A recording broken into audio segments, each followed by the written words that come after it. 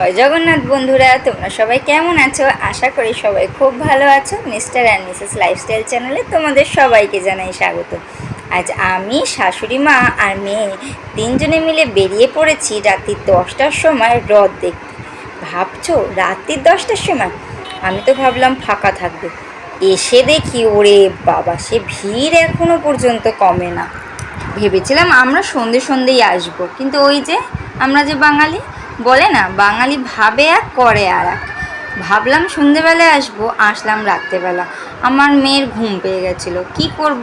তা ও যতক্ষণ ঘুমাচ্ছিল ততক্ষণ আমি সংসারের কাজকর্ম গুছিয়ে টুছিয়ে রান্নাবান্না করে খাইয়ে দাইয়ে নিয়ে তারপরে রথ দেখতে এলাম। তোমাদের সাথেও কি এরকম কখনো হয়েছে? এক ভেবে আর এক কাজ হয়েছে। আমার সাথে কিন্তু এইরকম ঘটনা বহুবার হয়েছে।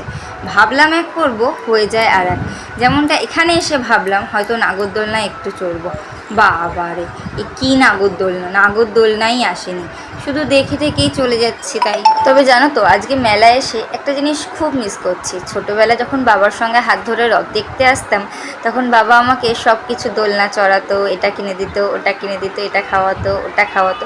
সেটার একটা আনন্দই ছিল আলাদা। আর আজকে আমি মেয়েকে নিয়ে এসেছি, তাই সেই দায়িত্বটা আজকে আমি পালন করছি।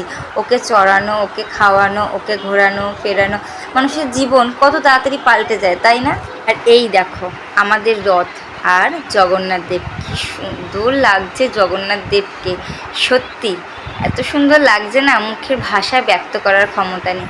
আর এখানের পুরোহিত মশাই এত সুন্দর এখানে আরতি করে পুজো করছেন যে দেখে মন্ত্রমুগ্ধের মতন দাঁড়িয়ে থাকতে হবে। আর এই যে আমার মেয়ের বায়না একটু দোলনায় চড়বে, ও আবার ছোটদের দোলনায় চড়বে না, ওর ইচ্ছা বড়দের দোলনায় চড়বে। আমার তো মনে মনে ভীষণ ভয় লাগছে, যদি পড়ে যায় বাবা, নাক মুখ থেকে তো রক্ত বেরোবে। ও এইটুকুনি মেয়ে দেখো, এই দোলনাটাতে একা ঠিক বসে আছে, কতক্ষণ ধরে দোলনা চড়িয়েছে, নামে আর না মোটে। আর এই দিকে আমার ভয়ে যেন বা ঠান্ডা হয়ে যাচ্ছে। যাই হোক, চড়া ঠড়া হয়ে গেল। এবার আমরা দুজনে মিলে আইসক্রিম খেতে বসেছি। বাইরের ওয়েদারটা এত গরম লাগছে যে তখন মনে হলো একটু ঠান্ডা ঠান্ডা খাই, তাই জন্য নিয়ে চলে আসলাম আইসক্রিম। খাবে নাকি একটু আইসক্রিম? তাহলে চলে আসে তাড়াতাড়ি। তবে এবারে না মেলাটা না ভালোভাবে বসেনি, ঠিক জমজমাট হয়নি। রাতে এসেছি বলে তাই জন্য বলছি না, আগে যখন ছোটোবেলায় আসতাম না, আগে মেলাটা আরও অনেক জমজমাট হতো।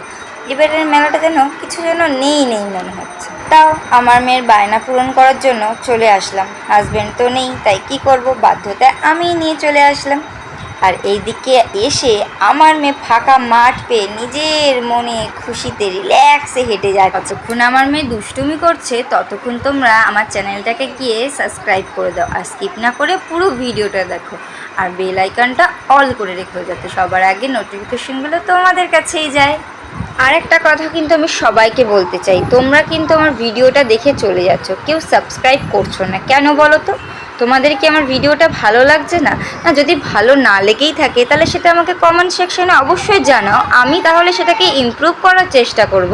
কিন্তু সাবস্ক্রাইব না করে চলে যাচ্ছ, এটা তো ঠিক হচ্ছে না।